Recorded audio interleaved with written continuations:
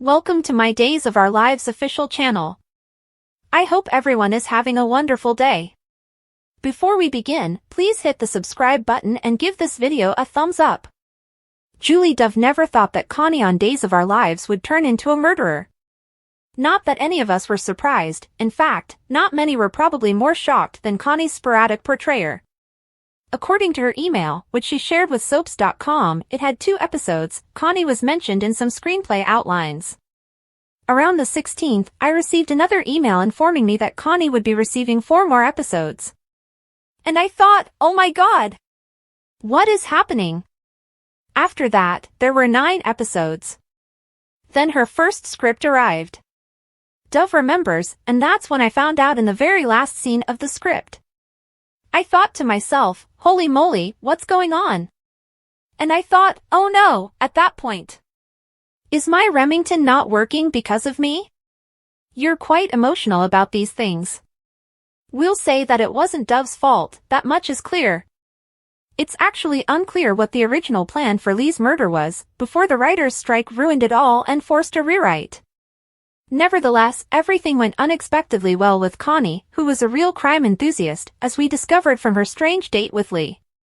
Brown-haired and fat, a Caucasian woman named Connie smiles at Lee. She's dressed modestly in a red patterned dress and glasses. Dove says, I think a lot of people are into true crime and stuff, but it's sort of weird and ironic that that's a fun, quirky thing about Connie before she went over the edge. Since before the outbreak, Dove had actually been working on her own true crime podcast.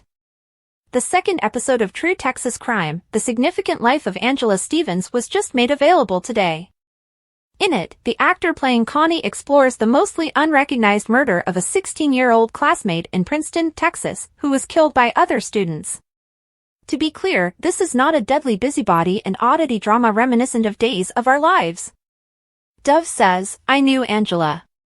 One of the 2 boys that killed her was someone I knew. I am well familiar with several of the participants and witnesses from the trial. The narrative delves deeper than just the murder, it also explores the all-too-common violence against women, the abhorrently widespread victim shaming that persists in our culture, and how a town may choose to ignore everything. And as Dove states, you'll be stunned to learn where Angela's killers are now, in the podcast's teaser. The trailer can be heard below. Dove explains that the podcast's debut episode was made available last Thursday, July 18th, the day her body was discovered. They wanted to try to honor Angela's death anniversary, they said. Dove has aimed to accomplish that with every segment of the podcast. She tells Soaps.com, you can't even really Google anything about it. Her family never felt like they had any say in what happened, so we were just trying to spread the word about this terrible incident that happened. Why do you think they didn't feel like their voices were heard then, was a question that was posed to me. And the reason, in my opinion, is that it happened in 1988, a totally different era.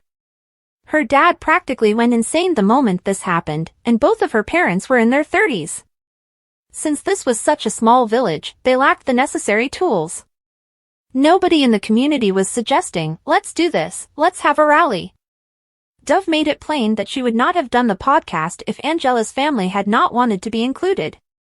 However, they were eager to share their narrative and have their voices heard. Sadly, she no longer has either of her parents. Actually, it was only a few weeks ago when Angela's father passed away. Dove tells us with sadness that after losing his daughter, he was never the same. He passed away on the 8th, and the 8th or 9th anniversary of her disappearance was observed. And the podcast host feels it's crucial to give voice to the silenced. She says, I believe that if we can learn from our past, we can have a better future. Victim shaming and similar practices have existed since the beginning.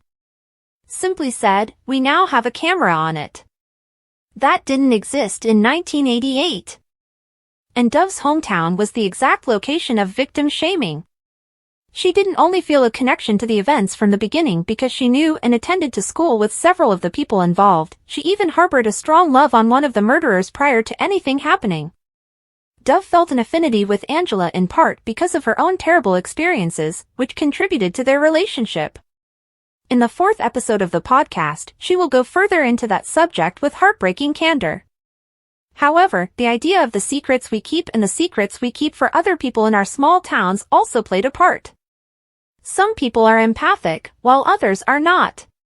People were like, "Oh, those poor boys," and this has been validated in multiple interviews that will be included in the podcast. I can recall this very clearly. Their life was devastated by them. Since two of them play football, folks were somewhat concerned about it. I never heard anyone say, "Oh my God, that poor girl," at first. She won't even make it to the next day. Dove reiterates the notion that perhaps we can prevent and change things for the future if we can learn about the details of what happened in the past. That's something that our beloved Salemites might benefit from learning as well, as it's undoubtedly vital for real life. Given that Connie consistently gives the impression of being aware of everything going on in the community, it stands to reason that she should be aware that secrets in Salem are never truly hidden. We can be certain that Lee's murder will be neatly wrapped up by the time this drama ends. However, before everything is said and done, Connie might try to eliminate a few more people. Gabby is getting too close to someone who wants her to suffer. Rafe continues to have a clear bullseye on his back. Bobby may believe he is smart, but he is playing a risky game with a murderer. Regardless of your feelings toward Connie, I think you're supposed to hate the bad guy, Dove jokes. Her actor is honored to have contributed thus much to Days Past. I'm just thrilled to be able to share stories, whether they are the true account of what happened to Angela or the crazy fictional version of Connie. Somewhere else I'm kind of amazed by how fast Bobby became apparent to everyone.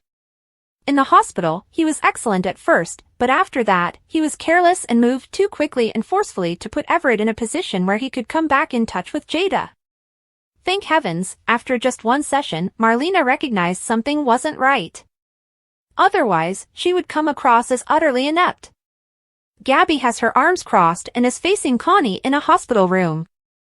Rafe is connected to a ventilator and is unconscious. Regarding Connie and Gabby, you two are in danger. Was Gabby really going to let Connie in so quickly? I understand that she's grieving and under stress, which may affect your perception, but there is nothing about Connie that does not scream red flag. Oh my God! You are my favorite, I just want to be close to you, I'll help you without getting paid, and, oh, yes, I was just in your brother's room since, evidently, that was the best spot to look for you following his stabbing by an unidentified perpetrator. Run away from me.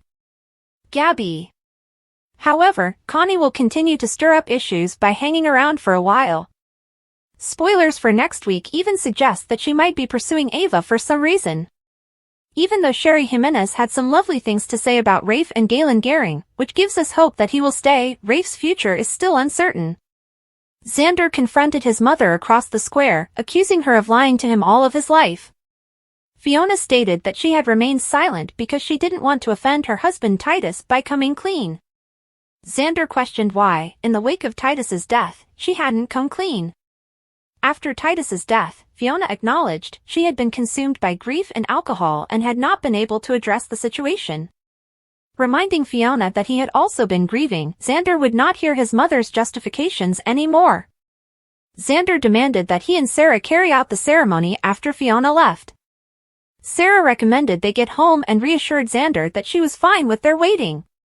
Xander told her to stay with Maggie and went off on his own for a while. Thanks for watching. If you like this video, so please don't forget to subscribe my channel and don't miss any update.